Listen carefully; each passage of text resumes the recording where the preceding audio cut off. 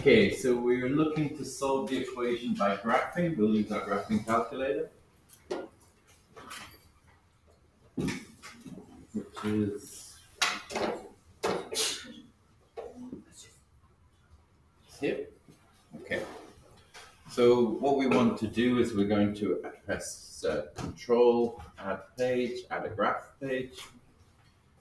Press Control, divide, pull up the quotient. We want x divided by x minus 3. Get a graph looks like this. Put it around. Press Tab, add in the right hand side. That's y equals 2. Get a line straight across. We can see where the curve is going. Find the intersection of this one. Analyze graph, find intersection. Scroll toward the left hand side where it happens, over to the right, and we get 6, 2.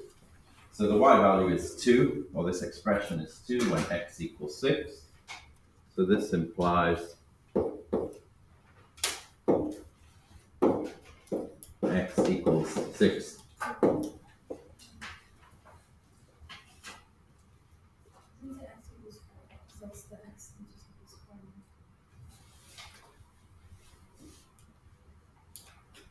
I get 6. Everybody get 6? Yep. Okay. Let's try.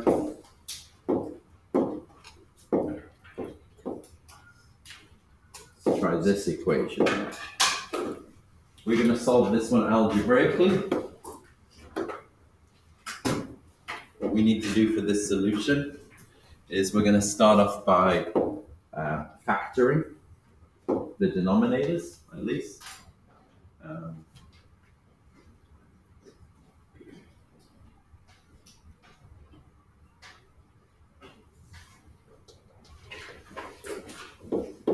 So there's no factorization here.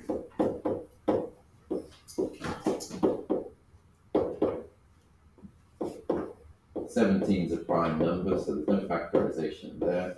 Whereas we can factor this, let's take out the 2, we've got x minus 5. So firstly, our excluded values. Make a note of the excluded values.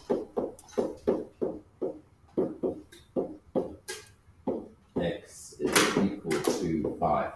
What this means is when you finish solving the equation, if the answer x equal to 5 comes out, you have to throw it away.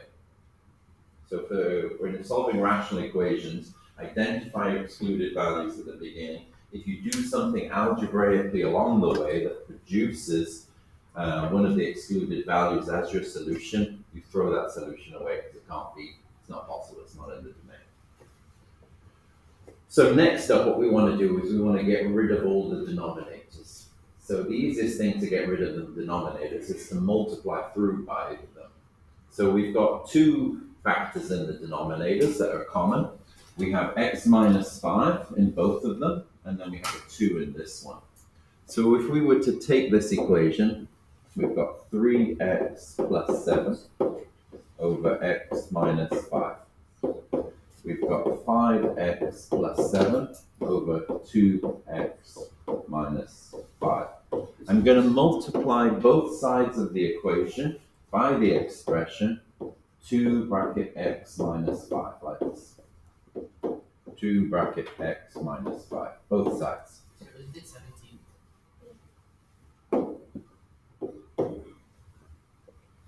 So 2 bracket x minus 5 on both sides. This is going to cancel, so that linear factor will cancel out the denominator here. This entire expression will cancel out the denominator over here. This is going to imply that 2 bracket 3x plus 7 is equal to 5x plus 17. It turns it into a polynomial equation, and then we can use our polynomial tools to solve this equation. So expanding the bracket here, we get 6x, moving the, so I'll give it 2 steps, 6x plus 14 equals 5x plus 17. Move the terms across, we get x equals 3. Check that this isn't one of the excluded values. It isn't, so therefore it's a valid solution to the equation.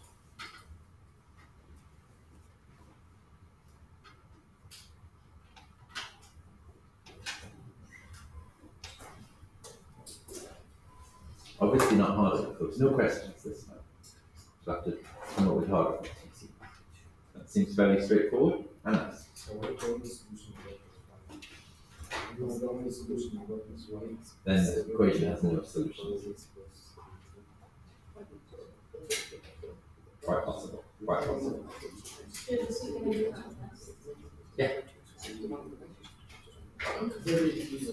Yeah. No, if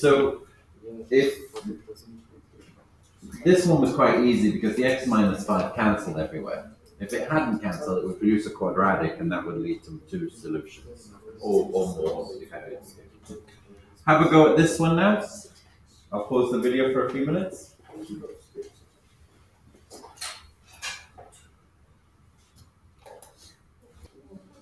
Okay, there are a few ways to solve this one. My favorite technique would be to multiply through by the factor 2 bracket x minus 7. So I'm going to multiply everything by this factor. I get 2x minus 9 over x minus 7. When you multiply through by a factor like this, you have to multiply every term. Terms are separated by a plus, minus, or equals. So we'll have a 2x minus 7 here, x over 2, and then another 2x minus 7 here, and that's 5 over x minus 7. So this term cancels that one, this term cancels that one, this term cancels that one. What we've got left is 2 times 2x, 4x, 2 times minus 9, minus 18, plus x equals 2 times 5, 10. Moving things around. It's x You over forgot the x x minus minus 7. 7. I forgot the x minus 7. I forgot the x minus 7. So we've got x. We've got x times x gives us x squared. Minus 7 times x gives minus 7x. And then 2 times 5 gives 10. Oh, that's more like it. We've rearranged into standard form. There's an x squared there. Minus 3x. Bring the 10 across. Minus 28. Equal to 0. Factor, we've got x minus 7, x plus 4 equals 0. Gives us 2 solutions, x equals 7, x equals minus 4. X equal to 7 is an excluded value.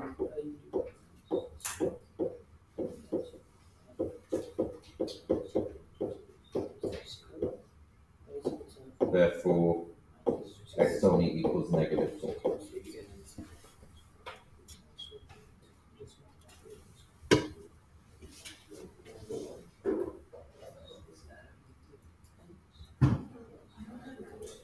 Any questions on this? Okay. Last question. Have a go at this one. I'll pause the video for you for a few minutes.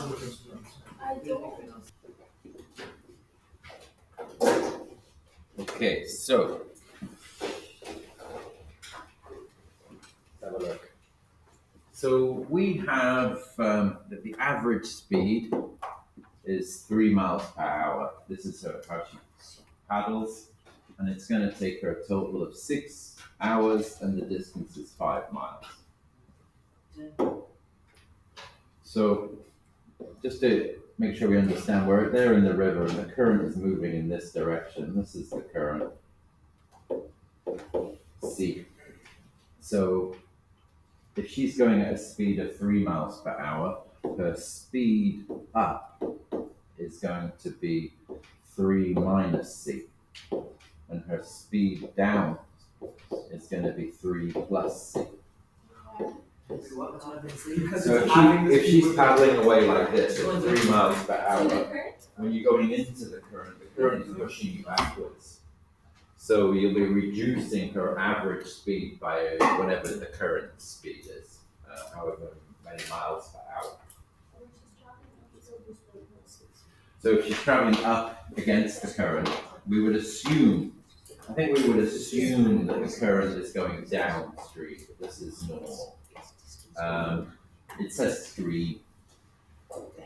There are some extreme cases where the current can move up a river estuary, and that's in tidal situations, in a strong tidal flow. But we're not talking about a tidal estuary here.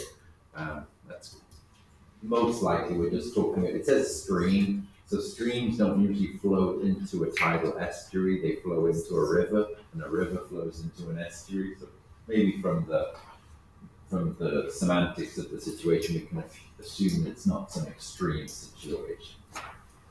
So like for the currents, do you say that like the domain is between 0 and 3? Because it can't be 0 because that would be non-moving, and then it can't be 3 because We know she completed the task. yeah. Yeah, she had. It could be more than 3, and that means she won't be able to go upstream. Yeah. So it can't be more than 3. It can't be because it does indicate that she has made it upstream and back again. All right, so we're going to use the speed equals distance over time, like this, to help us with this one. Because what we know is that it takes 6 hours. So we know that the total time, T, is equal to 6. Now the total time will be the time it takes her to go up plus the time it takes her to go down. So the total time is the time it takes it to go up plus the time it takes it to go down. I'm pausing here while you acquire that. So the total time is the time it takes it to go upstream plus the time it takes it to go down. So time is equal to distance over speed. So the distance it's 5 miles. It takes 5 miles to go upstream, and the speed upstream is 3 minus c. The time it takes it to come down is distance over time, so the time is still 5 miles up, and the speed this time is with the current. This gives us a total time of 6. We have our rational equation to solve. So now let's solve this one. We're going to multiply through by the factors 3 minus c. So we get 3 minus c and 3 plus c as our factors we're multiplying through by. I'll just go straight to the cancellation here on this one. That's going to give me 5 bracket 3 plus c. And this one's going to give me 5 bracket 3 minus c. This one's going to give me 9 minus c squared times 6 is equal to 15 plus 5c plus 15 minus 5c. Do some cancellations. Let's get rid of these two. 15 plus 15 is 30. 30 is divisible by 6. I didn't open that bracket up. So that would give us 9 minus c squared equals 5. 15 plus 15 is 30. 30 divided by 6 is 5. So 15 plus 15 divided by the 6 leaves us with 5. So c squared is equal to 4, which implies that c is equal to plus minus 2. I don't think we can have a negative current on a stream. The current has to go downstream. So I'll just say something like that. Current travels downstream.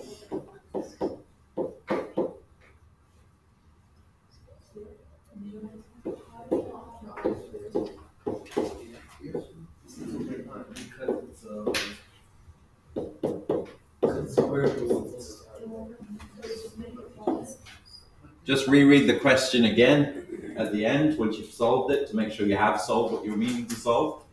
So we're after what is the average speed of the river's current. So we've got miles per hour here in this question. So this is 2 miles per hour.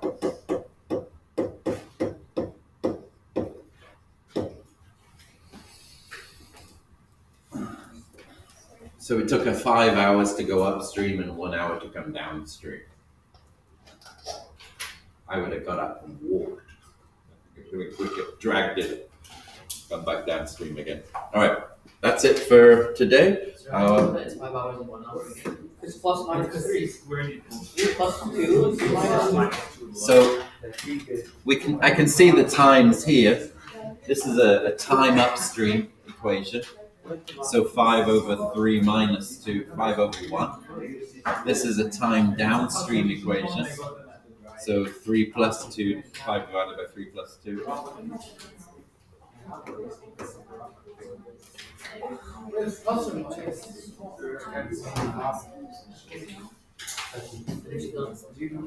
All right. So have a go with the worksheet. There's an IXL for you to get started on, get warmed up. Have a go at the worksheet. Make sure you work with those. Yeah, hopefully we shall have a practice paper next lesson, and then a exam lesson after that. Exam, that's a major? That's a major. Oh, yeah, so is that a 26? That is the lesson after next. Oh. Oh, yeah, because the week is off. Oh, what week is off? Next week goes back to the last.